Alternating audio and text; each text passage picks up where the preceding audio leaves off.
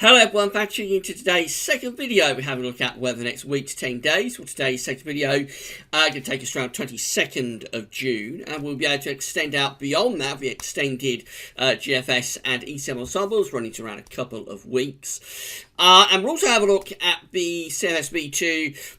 So that takes us into the early part of July. That'll be the end of the video. More rain coming up in the next few hours. Situation will begin to get a little bit critical on some of the rivers in terms of flooding, and there's more rain on the way in the next 24 hours or so. So we'll talk about that first of all at the start of the video. 5-day forecast has been released, so if you'd like to know what weather he's going to be doing over the next 5 days, have a look at that. Going to be an unsettled 5 days, but gradually we will lose the flooding rains that we've got at the moment, very cold temperatures, and we'll replace them with something a little bit more sort of typically unsettled, if you like, by the time we get through to the weekend. But there will still be rain around even over the weekend, so not a particularly inspiring outlook. Have a look at 5-day forecast, see what's going on. And later on this evening, we'll have the final update for the Isle of Wight Festival and download. So that'll be with you this evening.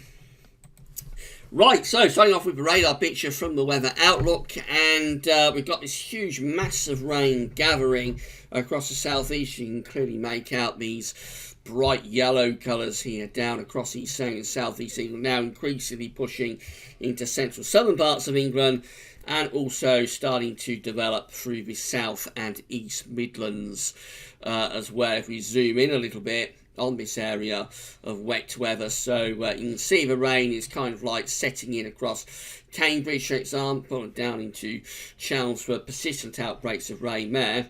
And if we look a little bit further south, we can see there's heavy showers and probably thunderstorms with some quite torrential rain down across south coast heading towards Portsmouth, Southampton, for example. Also, it looks like there's some big downpours going on in the Channel Islands as well, close to Channel Islands. Looks like there's heavy thundery showers and thunderstorms threatening the Channel Islands. Let's have a look at the lightning detector. You can see there are flashes of lightning down through the Channel Islands or close to the Channel Islands around Cherbourg, and also got some flashes of lightning on the south coast as well. For example, Portsmouth, looks like it's lightning there, and also near Brighton, looks like I've got lightning there as well. So things getting increasingly wet through the course of this afternoon.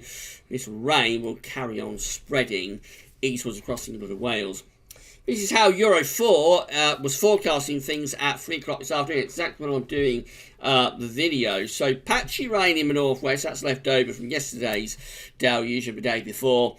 This is the rain gathering across the southeastern corner. If we run through, so let's move up a little bit, and if we run through, you'll be able to see this rain pushing through the Midlands, becoming heavy and persistent this evening, much of East Anglia, back into Lincolnshire again.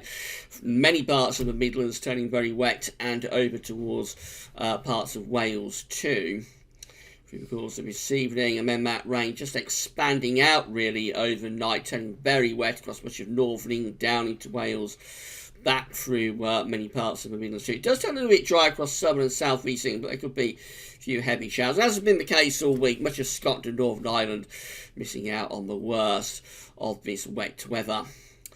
Into tomorrow morning, where it stays thoroughly wet through much of eastern Scotland, down into northern England, into Wales, back into Midlands, up towards Lincolnshire. Further outbreaks of rain there. Far southern and southeastern areas, not too much rain. A little bit of shower rain for Northern Ireland and parts of northwest Scotland, but again, generally, a lot of dry weather on offer there. And then through the afternoon, looks like we bring potentially a band of thundery rain south-eastwards through parts of Wales and Midlands, possibly moving into some eastern parts of England through the course of tomorrow afternoon. That's how we look at midnight on Friday. So by then we'll begin to go into westerly flow. This will be more typically showery and not as cold as we get through to the end of the week and the weekend. Rainfall totals are going to be clocking up again over the next few hours. So these are the rainfall accumulations over the next 48 hours. You can see at the moment most rainfall accumulation in the northwest, and that's left over from earlier on today. But in the southeastern corner, rain is beginning to accumulate, and as we go through the course of the afternoon into the evening, well, again, we're sort of shaping up quite widely for much of Wales and Midlands, northern England, shaping up to kind of like 20 to 40 millimetres once again. So inch and a half widely across parts of Wales, the Midlands and northern England over the next few hours means that we are going to see a further threat anyway of flooding on some of those rivers. I think it's all gone pretty much to plan from Rain Watch, which we did on Monday morning. I think everything is planned out pretty much as we expected. We anticipated we would have a slightly drier interlude, then the rain will pep up again through the course of today into Thursday, and that's exactly what's happening. So I think Rain Watch went okay.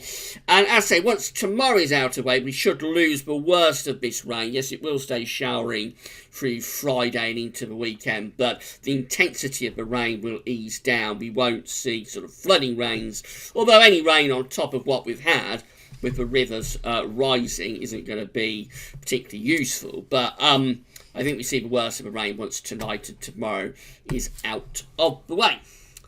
Right, these are the GFS upper air temperature and precipitation ensembles for the next couple of weeks. We're looking at Northampton, local to me today. The red line here is the 30-year upper air temperature average for Northampton.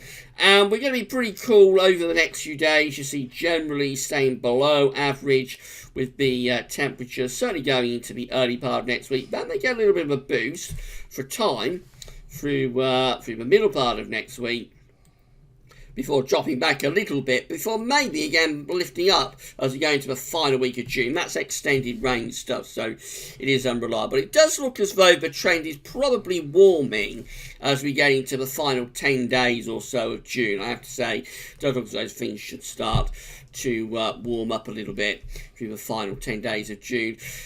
It looks like it's going to be very unsettled over the next day or so. Big precipitation spikes, and then just generally quite unsettled through the rest of the forecast period, really. So never completely settling down, but not as wet as it is at the moment. So very wet at the moment, and then just generally more typically unsettled, I suppose, as we go through the weekend and into next week. But no notable drying trend yet through, certainly Northampton, through the Midlands. It looks like it stays quite unsettled even into the final week to 10 days of the month. Temperature anomalies are looking like that, a little bit cooler than average still from the 12th to the 20th of June, definitely coming out a bit below average for the UK and for Ireland as well, looking very hot across many central and eastern parts of Europe, though from Germany eastwards is really quite a hot scene in the week ahead, but out in the far west northwest it does look cooler. The precipitation anomaly is still above average for much of the UK from the 12th to 20th of June. These anomaly charts may start trending warmer and drier over the next few days. We shall wait and see. So this is the final GFS operational run of this particular version of the GFS model, because from the midday run, which will be the next run up, this is a 6 o'clock run. Midday run will be starting to trickle out from around 4:30 this afternoon. From that midday run, they will be shifting over to what we've been calling the parallel GFS run. That would be like the upgraded version. So this is the last ever version of the old GFS operational run. And it looks rather unsettled for Saturday. Showery rain out to the west, moving in from the Atlantic, staying pretty unsettling to Sunday too. Early next week, we're starting to build a little bit of pressure into the south, a little bit of high pressure, I should say, into the south. So just settling down a bit, turning a little bit drier and warmer early next week, still looking rather showery up in the north. And then this low pressure starts to move in through the middle part of next week. So that's bringing further showers or longer spells of rain back in from off the Atlantic through the middle part of next week. End of next week, again, we're trying to get an extension going from the Azores high. Just bringing some slightly warmer, drier conditions into the south.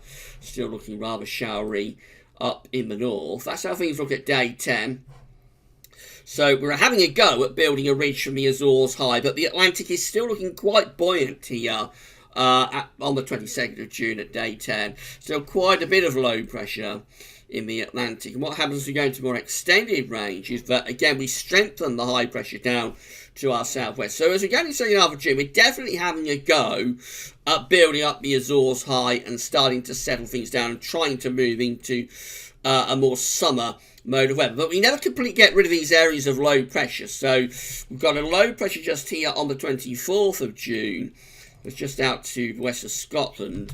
And as we go through to 26th of June, that low pressure has moved over to the eastern side of Scotland, and that's caused a high pressure to pull back out into the Atlantic. So we're definitely having a go at building in the Azores high and settling things down through the 2nd half of the month. But it never entirely settles down. But it does mean that the driest and finest and warmest of weather on offer would be for the south and southwest, and the most unsettled weather would shift up to the north. So we finish up with the end of this final ever version of the operational GFS run, the old operational version of the GFS run, and it looks rather cool and showery on Friday, 28th of June.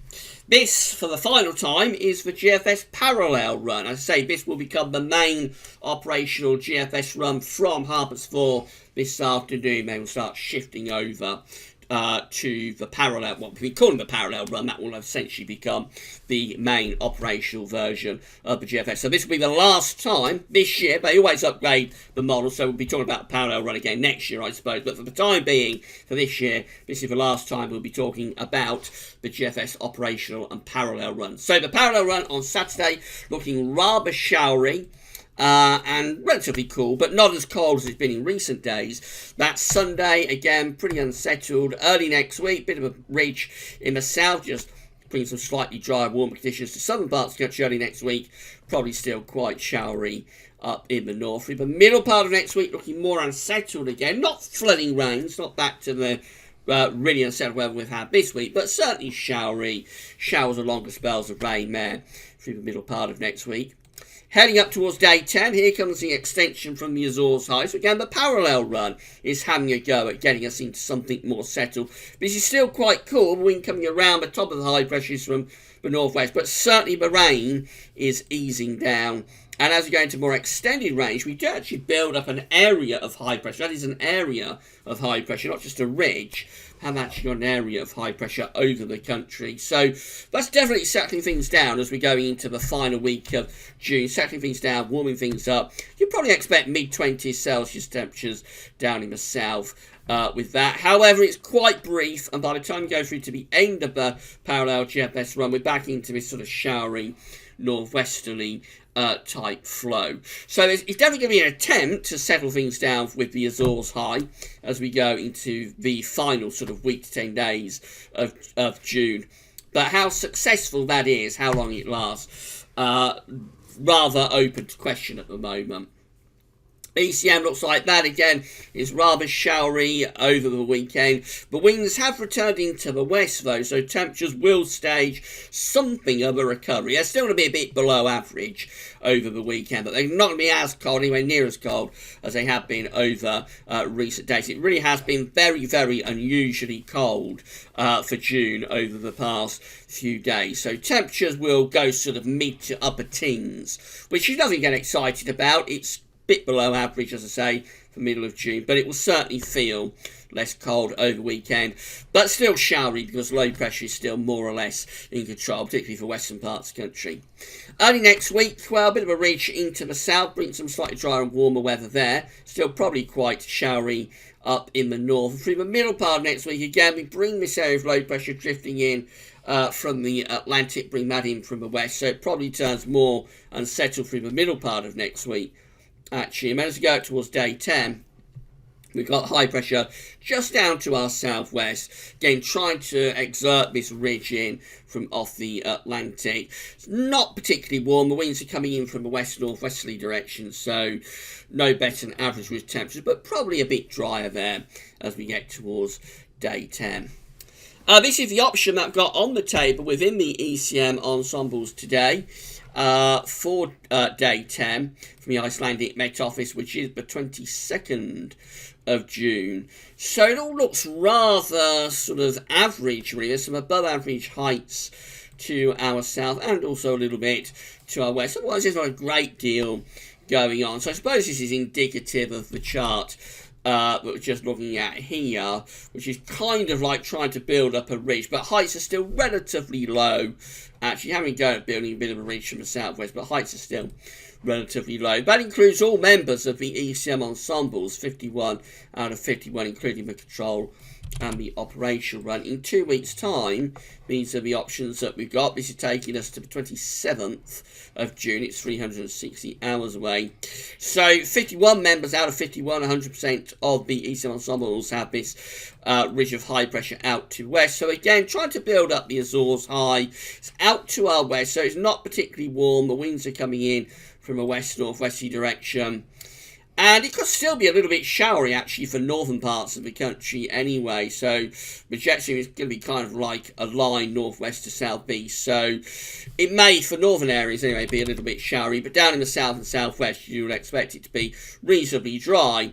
But temperatures will probably be a little bit on the cool side. CFSV2 looks like this. These are 500 millibar heights broken down into week periods. The first week period will take us from the 12th to the 18th of June. The coming week, still unsettled, below average heights to our south-southwest. Still is blocking up to the north and to the east. The only difference is that winds are beginning to shift a little bit more west-southwest. So it is starting to turn a bit milder, losing those cold north-northeasterlies, but it's still a bit on the showery side. Then we go through to week 2, which is the 19th to the 25th of June, with above average heights sitting just to our east-northeast, below average heights in the Atlantic.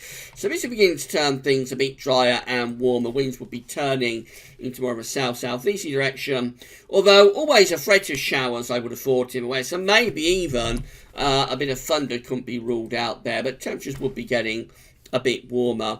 Week 3 is the 26th of June to the 2nd of July. Below average heights starting to move in from off the Atlantic, then above average heights sitting up to our north, so still northern blocking. That's turning more unsettled again for the end of June and the start of July. And then week 4 doesn't look very good at all. This is the 3rd to the 9th of July, with blocking towards Greenland and below average heights sitting across Scotland and into southern Scandinavia. Looks cool and unsettled. Winds are coming in from the northwest. So that looks like a pretty cool and unsettled start to July. No sign of a sustained spell of summer weather, interestingly, with the CFS V2 at the moment. And then finally, if you're enjoying or have been enjoying the updates from Azores lately, please can you consider becoming a patron for Azores. We've got 60 patrons at Azores. Hello, and a big thank you to all of our 60 patrons. Hopefully you're enjoying the videos. So if you would like to become a patron of Azores and help to support Azores, give us a ongoing monthly donation. It can be anything from $1 a month upwards, and become a patron at the same time for Azores. And all you need to do is come to the Azores Patreon page, sign up for a Patreon account, and then you can pledge that ongoing monthly donation to Azores of anything from $1 a month upwards. There is also PayPal. If you would rather give a donation through PayPal, then again, all you need to do is come to the Azores PayPal page, sign in to your PayPal account, and you can send that donation through to Azores very simply via PayPal.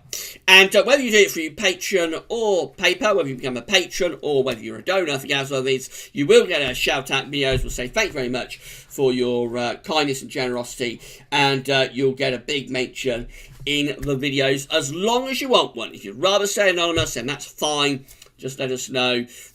Leave a little note with your donation when you sign up to Patreon. Leave a little note to let us know that you'd rather stay anonymous. Otherwise, you'll get a mention in the videos. And of course, you might want to mention for your website or for your business. We're always happy to go to any website within videos and give those a plug. So it really is a case of however you want the mention.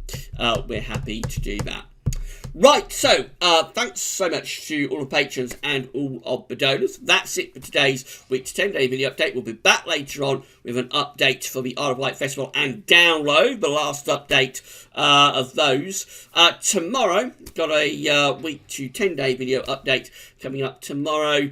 I'm not sure what else we're doing. Maybe there won't be any other updates tomorrow, just the one perhaps tomorrow, we'll see.